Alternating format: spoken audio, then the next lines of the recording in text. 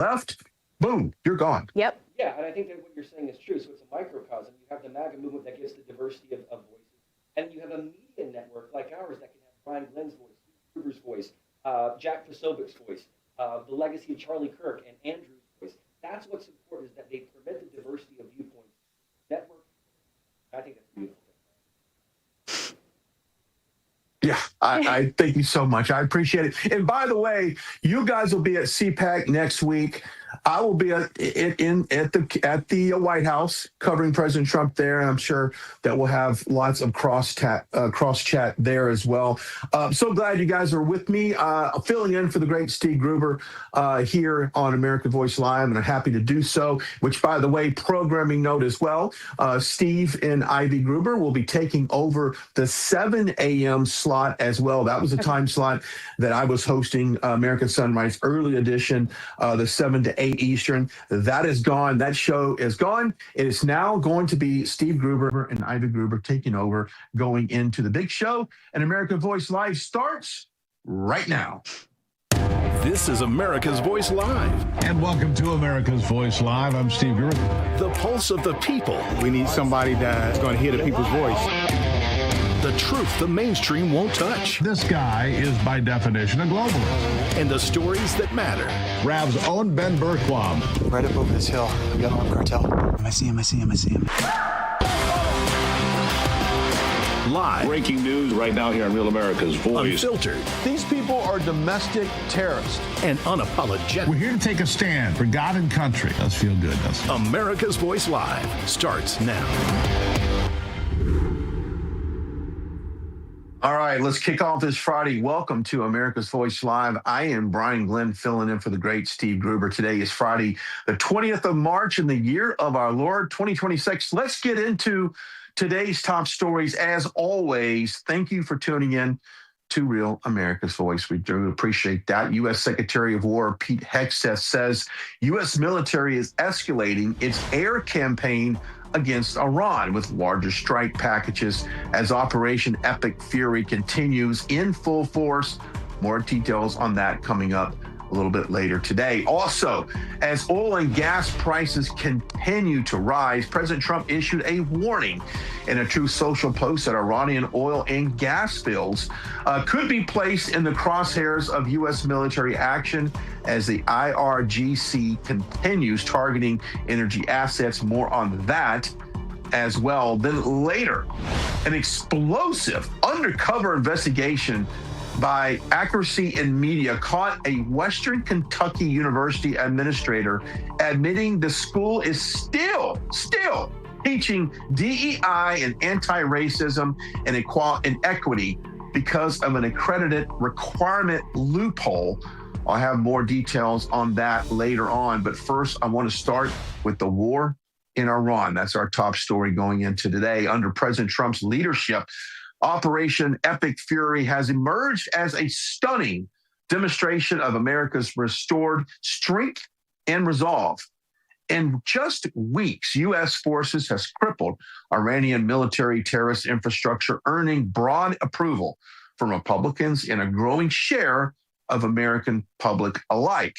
However, while this operation is still for our national security and peace purposes, there are other Americans, including Republicans, who want this war to end soon without putting boots on the ground. Concerns that terror attacks are on the rise ever since the recent attacks we saw at a Michigan synagogue and Old Dominion University involving Iranian-linked individuals, not only but concerns on however this will affect the GOP midterms that linger as well. As I said, it's important to address the threat. It could come at a cost. Joining me to unpack all of this is Congressman Gabe Evans of Colorado 8th District. DHS being left unfunded, leading concerns over potential terror attacks. So we're going to talk about, let's first unpack the war.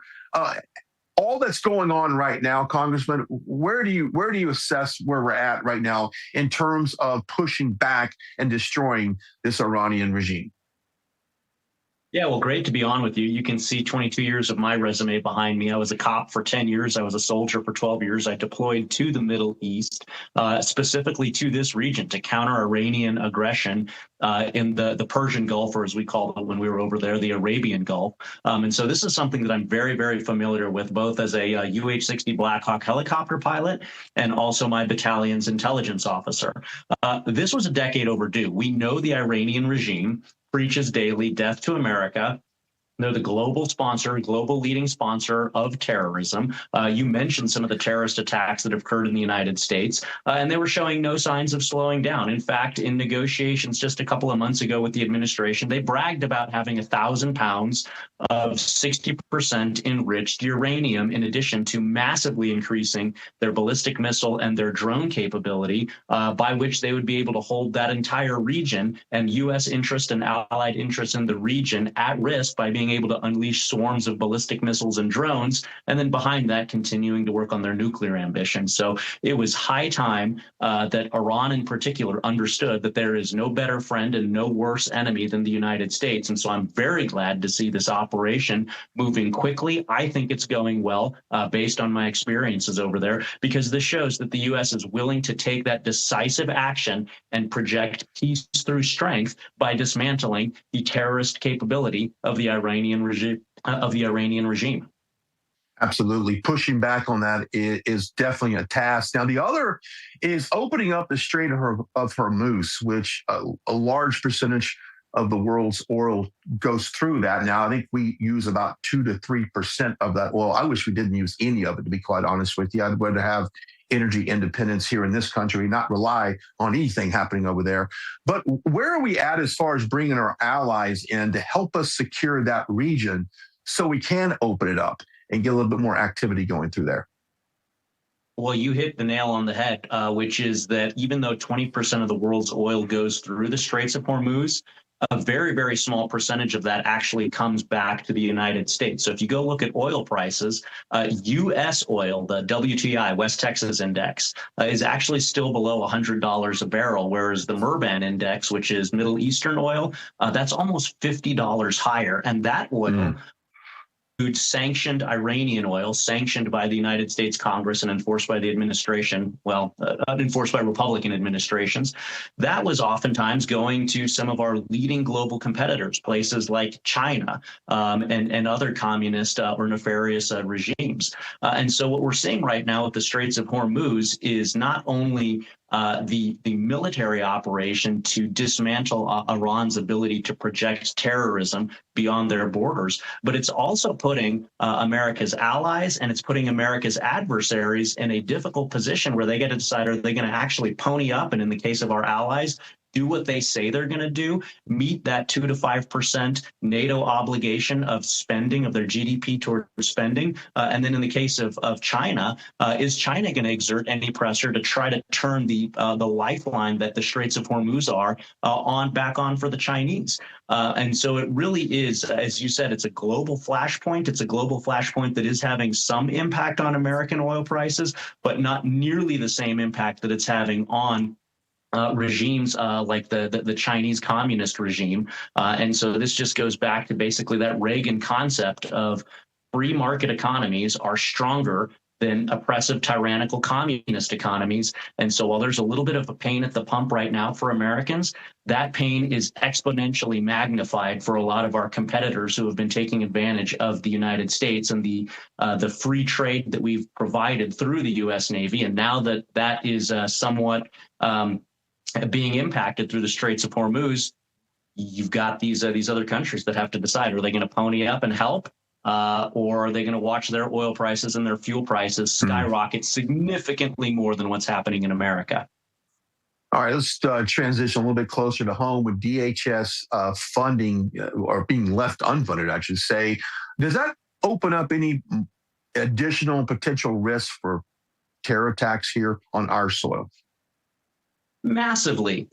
So again, switching now from my military experience to my law enforcement experience, I've worked some of these cases. We know that there's a couple of different plays that foreign terrorist organizations engage in. They will either try to inspire homegrown terrorist attacks And when we don't have the Department of Homeland Security funded because Democrats refuse to fund it because they have never moved on from their open borders and defund the police ways, when we don't have the federal Department of Homeland Security available to interact and share information with state and local law enforcement, then we can see, as you mentioned at the beginning of this hour, we can see some of those terrorist attacks that happen either from lone wolf actors inspired by terrorist propaganda, or you also have coordinated and organized attacks via a variety of mechanisms. A major U.S. company, Stryker, which does medical, they build medical things, multi-billion-dollar company, was recently hacked by Iranian-aligned hackers. One of the components within the Department of Homeland Security that protects American infrastructure and American businesses from foreign nation-state actors is CISA. It's the cyber folks that partner with American companies and the American free market to keep them safe from Iranian hackers. They're defunded right now. We saw reporting just a couple of days ago from our partners to the north, the Canadians. They've identified over 700 IRGC, Iranian Revolutionary Guard Corps, agents in Canada. We have the longest international border in the world shared with Canada. And so when the Department of Homeland Security is not funded, you have the risk that some of those 700 known IRGC, Iranian revolutionary activists in Canada, can just migrate south across our border. So it's absolutely imperative that Democrats stop playing games with national security, with the security of the American homeland, and allow the Department of Homeland Security to be funded again. And a reminder for everyone, it takes 60 votes to pass something through the Senate. Republicans only have 53 votes. We need the Democrats to join and turn on the Department of Homeland Security. And it's amazing how the Save America Act and having voter ID, proof of citizenship to vote. Congressman, these are very basic elements that overwhelmingly are supported by the American people. Why don't Democrats understand that and listen to their constituents and the people that they're polling, saying, "Hey, this is common sense approach"? What is their end goal by not having? And I think I know the answer to your question. What's the end goal of them not having to provide citizenship and proof of citizenship and photo ID to vote? Well, it's because the Democrat Party right now is fully in the grip of their far left communist Marxist base, and they don't even hide it anymore. Look at no further than the mayor of New York, or look here in Colorado, where we're seeing long-term, pretty far left radical Democrats being yelled at, screamed at, booed by their own base because they're not far enough left. All of the Democrats right now are under tremendous pressure from their far left Marxist base, and they're running scared of it. It's the tail wagging the dog. And so you mentioned the Save America Act. The very simple concept that in order to register to vote, you need to show proof of citizenship, and then to cast your vote, you need to include some sort of photo ID that shows that you are, in fact, that citizen who is registered to vote. 80% of Americans support this. A supermajority of Democrats support this. Independents support this by a 3/4 margin. So it's an incredibly simple and incredibly common sense proposal that only citizens can register to vote, and you have to show that you are who you say you are when you cast that ballot. Democrats can't do it because they're terrified of their Marxist base, and because, I think that they are okay with non-citizens voting. Yeah, that's their end goal. Congressman, thank you so much. First of all, thank you for your service to this country, both on a military level and your local and regional state for the American people. Thank you so much for that, and I hope you have a fantastic weekend, and we look forward to seeing you again. Thank you. Thanks so much. Happy Friday. Thank you. Happy Friday to you. All right, coming up after the break, I'll continue the discussion of Operation Epic Fury regarding operations and allies in the region, as well as the future of the Strait of Hormuz. But before we go, I want to remind you to tune in to Real America's Voice for live coverage of CPAC 2026. That's next Wednesday through Saturday. Comedian Rob Schneider has joined the Real America's Voice family, will be in attendance as well. So be sure to tune in, and for all the coverage, look right here at Real America's Voice. So let's joining me on this Friday. Few minutes, we will come right back. America's Voice Live continues. Get ready, America. March 25th through 28th, CPAC USA 2026 takes over the Lone Star State. And Real America's Voice brings you wall-to-wall coverage, live shows from the convention floor, exclusive interviews, powerful panels, and live music and entertainment. All from the massive Real America's Voice stage. Hear from Rav's own Steve Bannon. The only way we don't have victory if we surrender. And we're not going to retreat. We're not going to surrender. We're not going to quit. And Jack Posobiec live. Freedom is a responsibility that we must uphold every single day of our lives. Plus Dr. Gina. We always came together because we know what we're fighting for. Rob Schneider and Alex Stein bring the laughs with stand-up comedy. And the music lineup features Natasha Owens, Deepak, Celeste Kellogg, and more. CPAC USA 2026, only on Real America's Voice. Presented by Patriot Mobile, Birch Gold Group, and Trump Tumbler. Hey folks, it's your friend John Rich. I co-founded Old Glory Bank because we heard too many stories about people getting canceled by their bank because they didn't agree with their politics. The government wanted to know where you shopped. If you bought a Bible or you shopped at a sporting goods store, you're probably on a list. We created Old Glory Bank because America needed a bank that would protect their privacy and security. Exercising your constitutional rights is not a criminal activity, and neither is loving your country. At Old Glory Bank, we stand with you. I'm a J6er. I spent 1,143 days in prison. About a year in prison. We were prosecuted, persecuted. J6ers have been treated like terrorists. And we need your help. Stand in the Gap was founded to stand in the gap for J6ers working to rebuild their lives after being incarcerated. For just $10 or more, you can help these patriots get back on their feet again. Every dollar you give is being matched up to $50,000. Go now to j6support.com and donate today. Real America's Voice is growing, and now it's all in one place. Introducing the new and improved RAV app, built for access, community, and choice, not paywalls. Here's the key. RAV is still free to watch. No sign-in, no membership required. Your favorite live streams, breaking coverage, and video on demand are all right there. Free, just like always. For the War Room Posse, we have to be a force multiplier on this. We have to stick the landing. In the White House, in the Oval Office, you're crushing it, my friend. And if you want more, the members section is your backstage pass. Get exclusive behind-the-scenes photos and videos, insider moments from the studio and the field, and early access to new content before it goes public. Members can also unlock special experiences like virtual meet and greets, member-only auctions, and select event access. Plus, commercial-free viewing of certain shows inside the app. It's not just an app, it's a community. Download the RAV app today. Find it in the App Store and Google Play.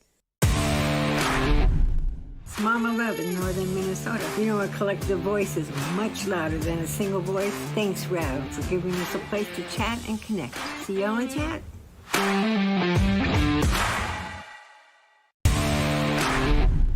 Hi, this is Chris from Colorful Colorado. I'm drawbridge in the Getter Chat. I trust no one for my news except Real America's Voice. So if anyone asks, I was never here.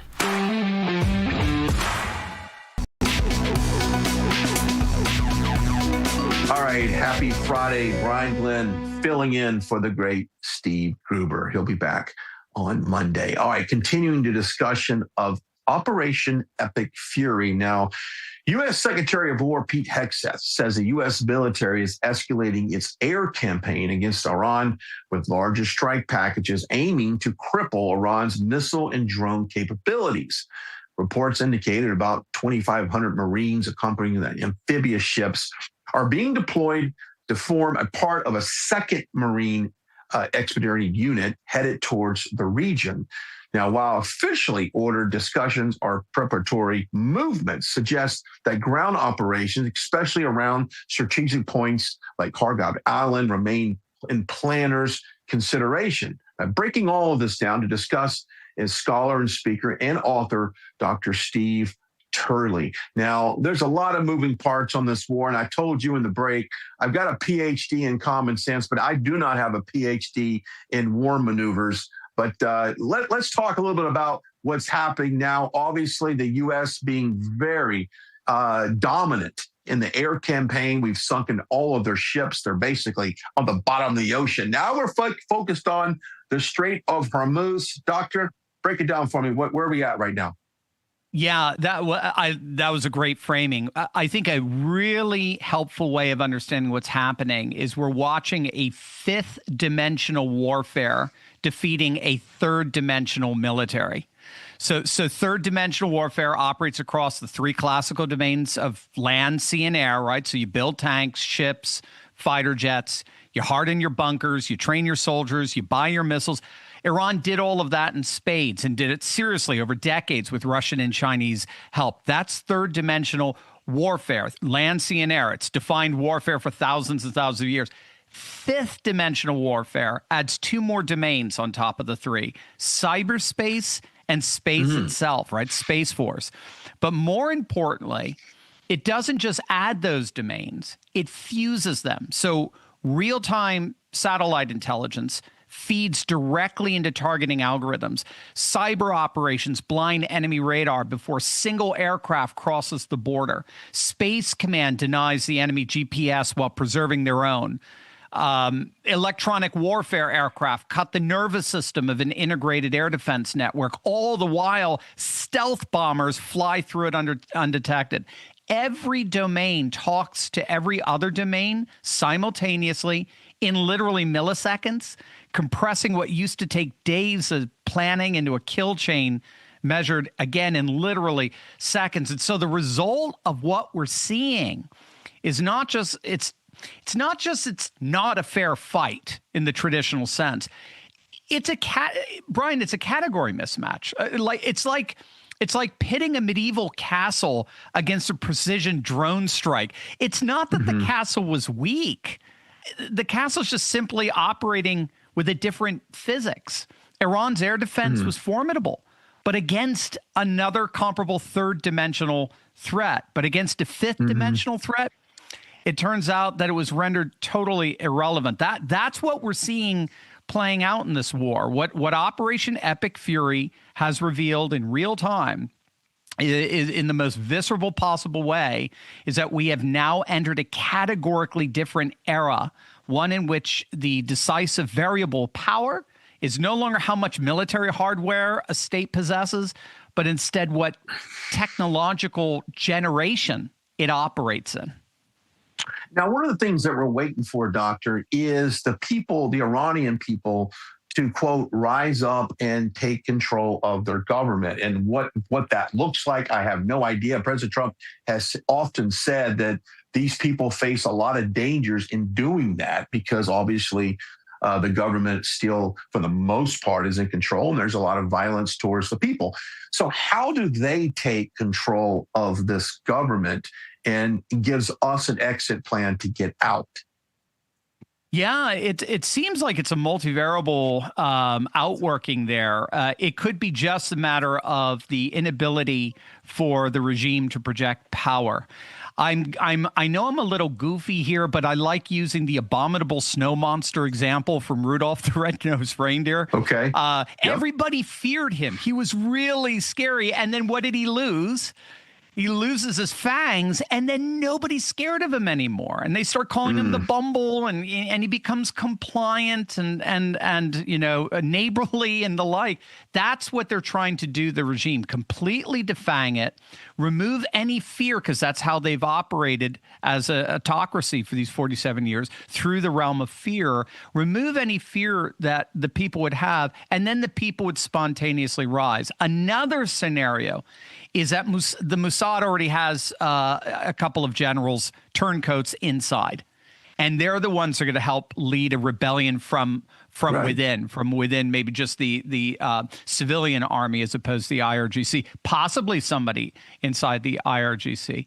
What's key, it seems to me, is all the evidence is pointing in the direction that this regime's days are over, at least in terms of how it operated for the last 47 years, right? Because their ability to project power has been decimated. It's and you'll notice too, Brian, it's the fact that there's no mass Islamic uprisings going on in the Middle East. There are no protests filling the streets of Egypt or Jordan or Syria. In fact, every GCC country issued a joint statement with Israel with Israel condemning Iran in no uncertain terms. It's even the Europeans are now issuing statements denouncing Iran and agreeing to some kind of Hormuz coalition to help police the waters. But make no mistake, the Europeans would never have done that. They would never have brought their fleets anywhere near Iran unless they believed the tide had turned, unless they thought that we were winning. So that's the key. Iran needs to look like that abominable snowman, like the Bumble. There you go. No teeth, and no one will fear them anymore. And then they become, ironically, somewhat irrelevant in the region. Understandable. Thank you so much for analysis. Where can people find you on social media to follow your coverage of this as well? You can go to turleytalks.com or just punch my name in, Dr. Steve Turley, on YouTube. We've got over 1 million subscribers. You'll find me there. Wonderful. Thank you so much. Have a fantastic weekend. Thanks for that breakdown. Thank you, Brian. Yes, sir. All right, coming up after the break, I'll discuss the prices of oil and gas here in the United States as Operation Epic Fury continues against the Iranian regime over in the Middle East. More on that coming up next. Stick around.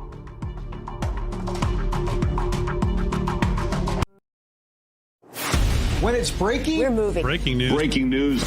News doesn't sleep. At Real America's Voice, we don't get to crash or lose focus. That's why we drink Soldier Fuel to stay ahead of the chaos, because we do this for you. So good. Soldier Fuel has no sugar, so no crash. Now that's a game changer. I'm fueled up now. Woo! Used by the U.S. military every day. Now available to you. This is huge. Built by Patriots for Patriots. Now it's time for you to do the Soldier Fuel Challenge. Order Soldier Fuel, film yourself cracking one open, and taking the Soldier Fuel Challenge. Upload your video at soldierfuel.com/challenge, and you'll be entered to win a free shipment of Soldier Fuel. That's what I'm talking about. Your video could also be featured on air. Just scan the QR code on your screen or go to soldierfuel.com/challenge to enter. Drink what the RAV hosts drink. Soldier Fuel. Let's go. Hey folks, it's your friend John Rich. I co-founded Old Glory Bank because we heard too many stories about people getting canceled by their bank because they didn't agree with their politics. The government wanted to know where you shop. If you bought a Bible or you shopped at a sporting goods store, you're probably on a list. We created Old Glory Bank because America needed a bank that would protect their privacy and security. Exercising your constitutional rights is not a criminal activity, and neither is loving your country. At Old Glory Bank, we stand with you. I'm a J6er. I spent 1,143 days in prison. About a year in prison.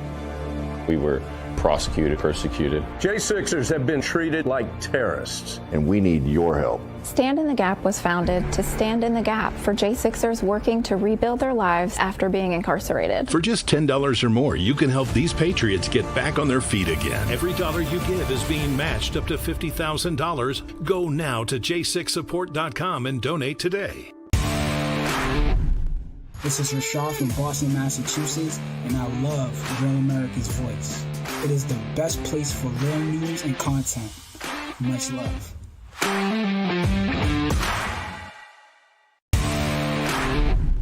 I'm Lou, Mega Pilot from Rav's Gator Chat here in beautiful Trump County, Florida. The best place for real news is Real America's Voice.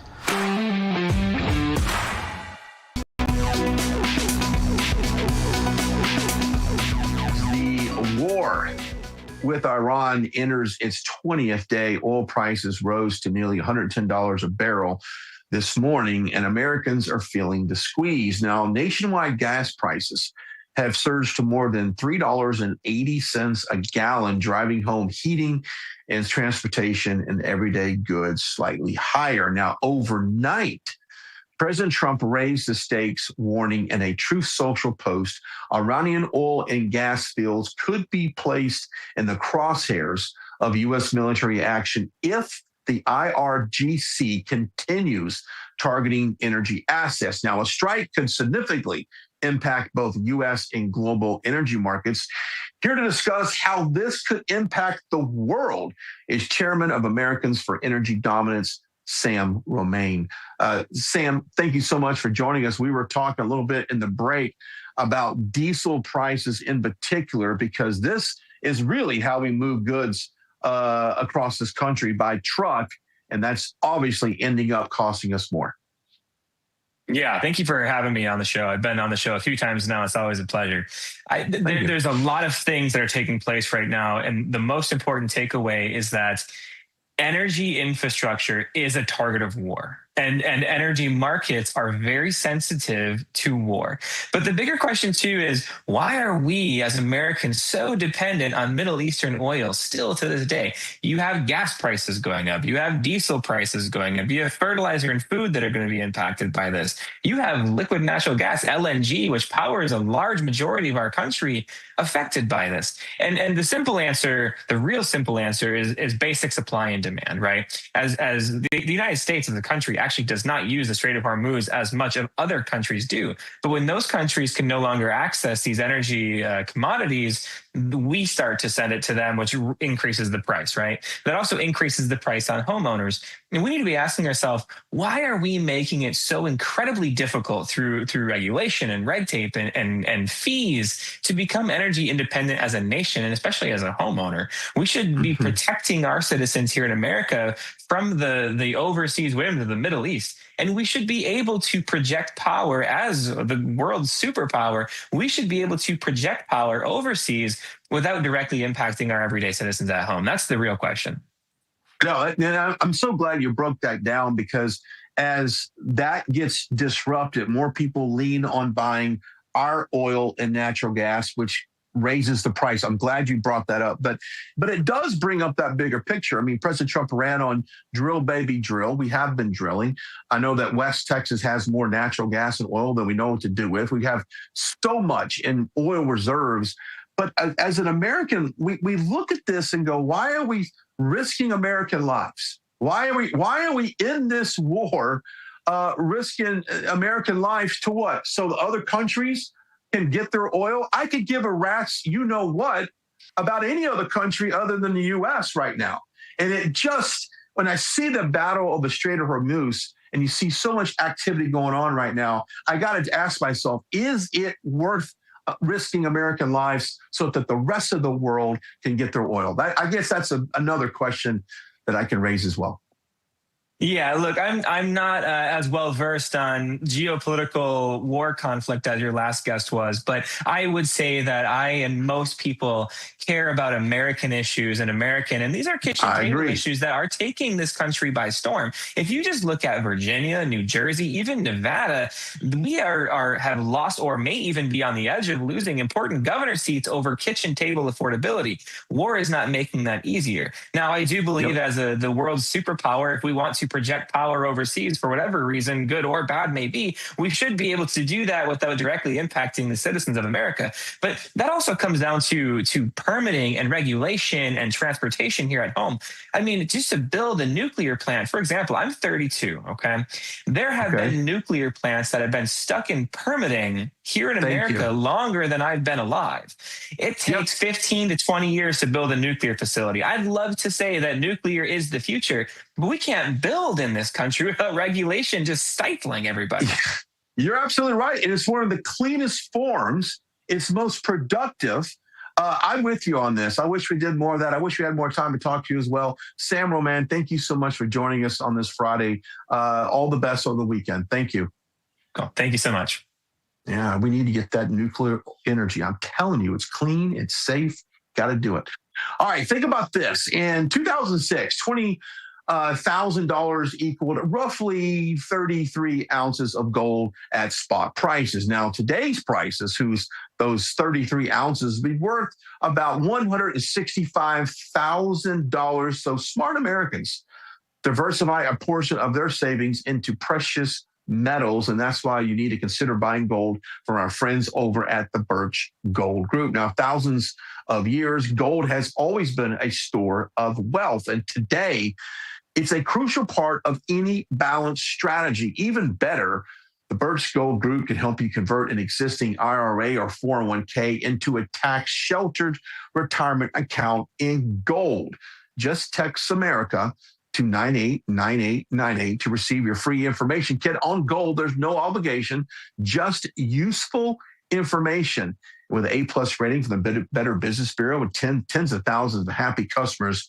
Let the Birch Gold Group help you diversify with gold. Now, that's a peace of mind. So text America to 989898. Once again, that's America. You can spell that. You live here, to 989898. All right, we got more. Coming up after the break, a recent investigation has led to the discovery that a rogue college administrators are undermining the law by continuing to embed DEI into their university curriculums. More on that coming up after the break. Stick around.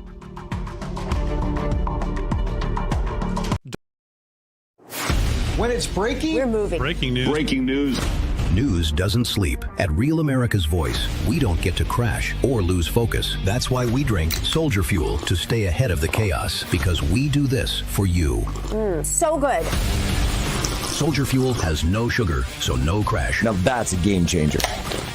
I'm fueled up now. Woo! Used by the U.S. military every day. Now available to you. This is huge. Built by Patriots for Patriots. Now it's time for you to do the Soldier Fuel Challenge. Order Soldier Fuel, film yourself cracking one open, and taking the Soldier Fuel Challenge. Upload your video at soldierfuel.com/challenge, and you'll be entered to win a free shipment of Soldier Fuel. That's what I'm talking about. Your video could also be featured on air. Just scan the QR code on your screen or go to soldierfuel.com/challenge to enter. Drink what the RAV hosts drink. Soldier Fuel. Let's go. Hey folks, it's your friend John Rich. I co-founded Old Glory Bank because we heard too many stories about people getting canceled by their bank because they didn't agree with their politics. The government wanted to know where you shop. If you bought a Bible or you shopped at a sporting goods store, you're probably on a list. We created Old Glory Bank because America needed a bank that would protect their privacy and security. Exercising your constitutional rights is not a criminal activity, and neither is loving your country. At Old Glory Bank, we stand with you. I'm a J6er. I spent 1,143 days in prison. About a year in prison. We were prosecuted, persecuted. J6ers have been treated like terrorists. And we need your help. Stand in the Gap was founded to stand in the gap for J6ers working to rebuild their lives after being incarcerated. For just $10 or more, you can help these patriots get back on their feet again. Every dollar you give is being matched up to $50,000. Go now to j6support.com and donate today. This is Rashad from Boston, Massachusetts, and I love Real America's Voice. It is the best place for real news and content. Much love.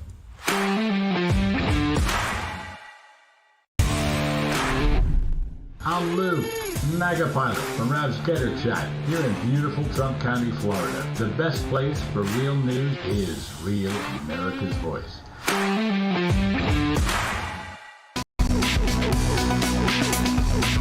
All right, welcome back to AVL. I am Brian Glenn, filling in for the great Steve Gruber, who'll be back here on Monday. And if you want more of Steve and Ivy, you can tune in starting on Monday at 7 a.m. Eastern as they're taking over American Sunrise Early Edition. It's now going to be with Steve Gruber. All right, well, Kentucky is in a quagmire after banning DEI in public universities as rogue college administrators undermine the law by embedding DEI into their curriculum. An explosive undercover investigation by Accuracy in Media caught a Western Kentucky University administrator admitting the school is still teaching DEI, anti-racism, and equity because of an accreditor requirement loophole. Check this out.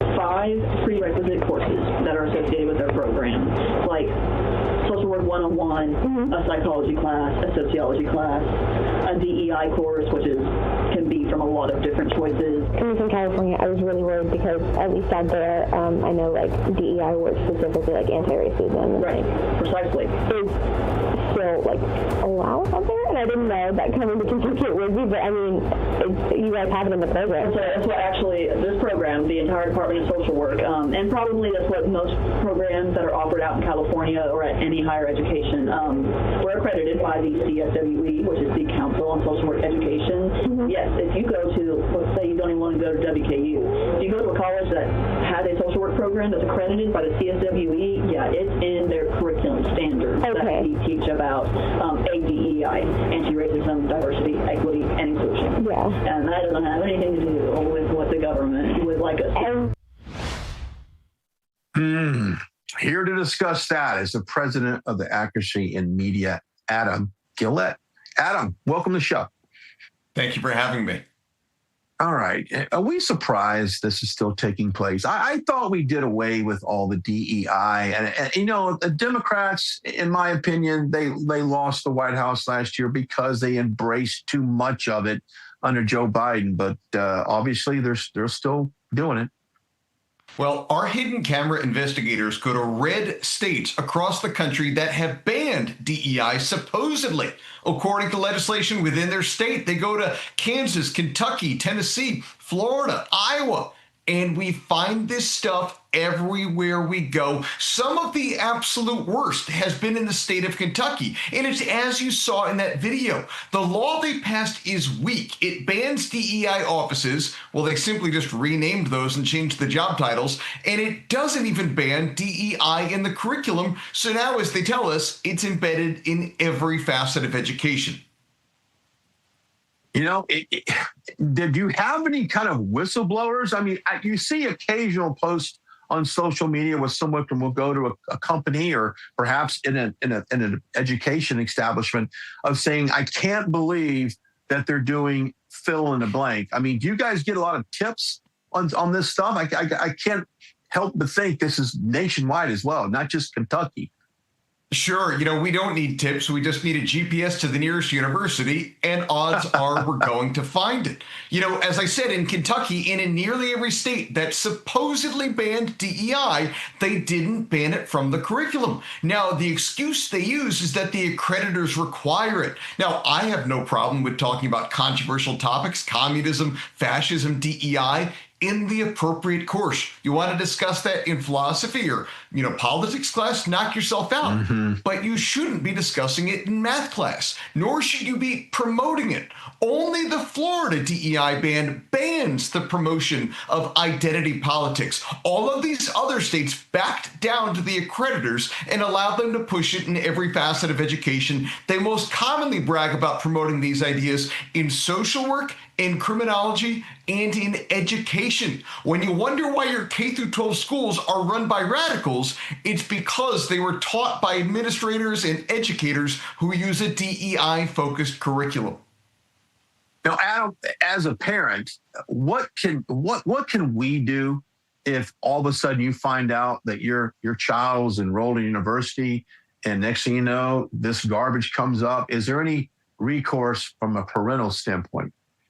Well, obviously, it really starts in K through 12 education. We've been undercover in more than 250 school districts in red states across the country. And I would say to any parent with a child in traditional K through 12 education, take your kid out of that school tomorrow. You know, I've personally been to these deep red schools and deep red districts, and they brag to me about how progressive their curriculum is. They brag about all of their equity officers. All right, real quickly, Adam, hang on a second. We're going to go out to President Trump. He's on the South Lawn gagging with reporters. Let's listen in. Well, we've been hitting them awfully hard. I mean, I don't know if you can possibly get hit harder, but these are thugs and animals and horrible people. But you can't hit anybody harder than we've hit them. But I'm not surprised. They executed 3 young people for protesting. And do you plan to escort those ships through the Strait of Hormuz with or without allies? We're doing very well there. We're doing very well overall. You know, we don't use the Strait. The United States. We don't need it. Europe needs it. Korea, Japan, China, a lot of other people. So they'll have to get involved a little bit on that one. Do you still want South Korea supporting the United States? Now, what about it? Do you still want South Korea supporting? Well, I love South Korea. We have a great relationship with South Korea. We're helping South Korea a lot. Mr. President, do you think Israel will be ready to end the war when you're ready? I think so, yeah. Mr. President, the relationship's a very good one. I think so. You know, we want more or less similar things. You know what we want? We want victory, both of us, and that's what we've got. Mr. President, how will the operation? Well, you know, I may have a plan or I may not, but how would I ever say that to a reporter? If I said that to a reporter, Marco would say, please, sir, let's bring you over to the helicopter immediately, right? No, I can't tell you that. It's certainly a place that's people are talking about, but I can't say. Yeah. Are you ruling out How will the there, Operation Epic Fury affect talks with Russia on Ukraine? What about it? Are the talks on back burner right now because of No, no? We're talking about it. I think it'll get done. When do you expect the next round of talks to take place? They take place almost every day. We're making a lot of progress. Mr. President, the war was militarily won in Iran. What did you mean by that? He said the war was militarily won in Iran. What did you mean by that? Oh, I think we've won. We've knocked out their Navy, their Air Force. We've knocked out their anti-aircraft. We've knocked out everything. We're roaming free. From a military standpoint, all they're doing is clogging up the strait. But from a military standpoint, they're finished. So how much longer does the American people expect it? You said opening the Strait of Hormuz is a simple military maneuver. Very simple. Yeah, but what did you mean by that? It's a simple military maneuver. It's relatively safe, but you need a lot of help in the sense of you need ships, you need volume. And NATO could help us, but they so far haven't had the courage to do so. And others could help us, but, we don't use it. At a certain point, it'll open itself at a certain point. But we've defeated the enemy, and they are an enemy. They're a sick group of people. The leadership is gone. The Navy is gone. The Air Force is gone. The anti-aircraft equipment that they have, the radar they have is all gone. Everything's gone. The strait itself, the actual strait, how are you?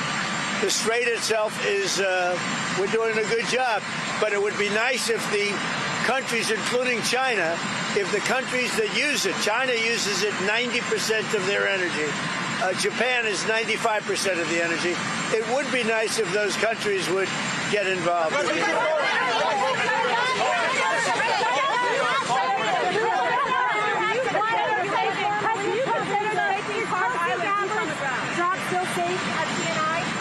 What? I thought she did a good job yesterday. The American bases in Europe, Lindsey Graham has asked for you to reconsider the American bases in Spain, in Germany, after what they have done in the Strait of Hormuz. What's your take? Well, it deserves. He's right about asking that, and I think NATO's gone down a long way because they haven't.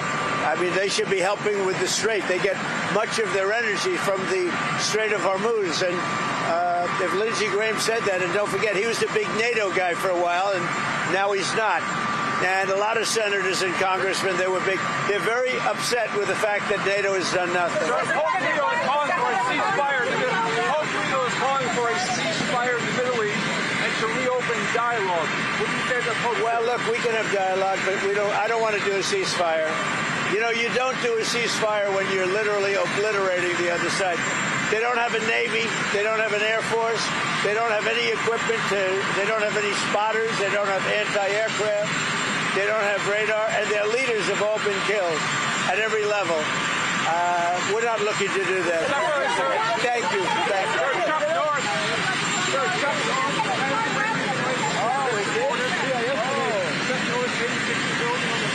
I bet he was a great guy. Wow. That guy in the house was looking a lot. He was like quarter third. Yeah, he was a jump guard. He was a great guy. He was a really good, tough cookie. We didn't want to fight him. He was a tough, great guy, and he was a great supporter. Wow. That's too bad. Tell his family, I will be there. Mr. President, how does this withdrawal process happen?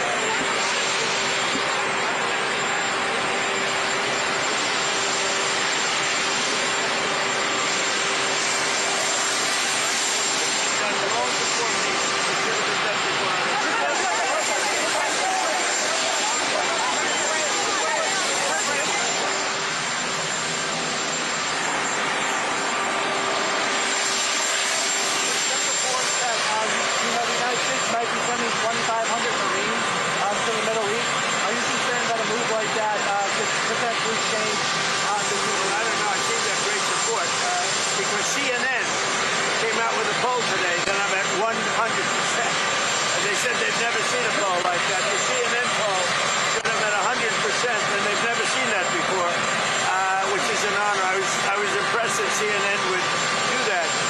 But as far as troops are concerned, I can't tell you what we're doing. Mr. President,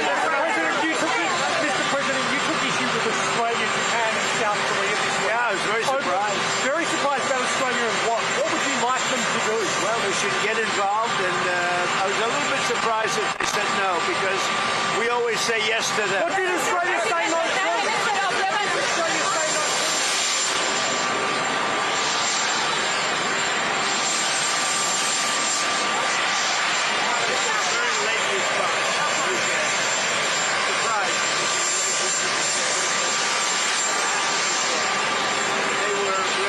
Our first ally, all over the world, first ally, and they didn't want us to use the island, the so-called island, which for some reason they gave up rights to it, and I was a little surprised at the UK, to be honest with you. They should have acted a lot faster. I have. They should have acted a lot faster. Let's go, baby. Did you see that your former press secretary, Sarah Sanders, was asked to leave a restaurant by staff who felt threatened by her politics? Well, her politics are right down the center. She's a good person, and that shouldn't have happened. Where did that take place? Here or in Arkansas? In Arkansas. Wow. In Arkansas. That's very surprising. I love Arkansas. I won that state by so much. I think that Sarah's going to be just fine. But it's too bad. She's a good woman, Sarah. The price of oil is way up. Gonna go up. Gonna go down. No. We're not giving a nuclear weapon to terrorist thugs, and we're knocking the hell out of them. Their Navy's gone, their Air Force is gone, their leaders are gone, their anti-aircraft is gone, everything's gone. And no, I expected worse, actually. I thought that oil prices would go much higher when I did this. We just set every record in the book with Dow, with the S&P. Dow hit 50,000, S&P hit 8,000, 7,000, and at levels, at speed like nobody's ever seen before. But I said I have to go off from that path, and I have to take a little journey. We have to get and he would agree, but he's not going to say it. And this is not St. Patrick's Day, by the way. What are you doing with that tie? But we had to go off on a circuitous path and take care of business, and we are in the process of doing it, and I'll tell you, I think we're weeks ahead of schedule. My Secretary of State is very happy. You have a question for Marco? Yes. How soon President Trump said this week that he would take Cuba?